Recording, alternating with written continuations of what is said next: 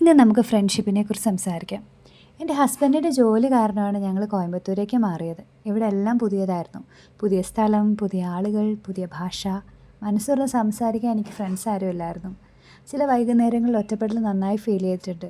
പിന്നീടാണ് എന്തെങ്കിലും ആവശ്യമുണ്ടെങ്കിൽ വിളിക്കുന്ന പറഞ്ഞ് നമ്പർ ഷെയർ ചെയ്ത് എനിക്കൊരു ഫ്രണ്ടിനെ കിട്ടിയത്. പിന്നീട് ഇത് 2 ഫ്രണ്ട്സായി. ആദ്യം ചെറിയ കോൺവെർസേഷൻസ് ആയിരുന്നു. പിന്നെ കോഫി, ട്രിപ്സ്, എൻലെസ് ടോക്സ്. അറിയാതെ അവരെൻ്റെ ജീവിതത്തിൻ്റെ വലിയൊരു ഭാഗമായി.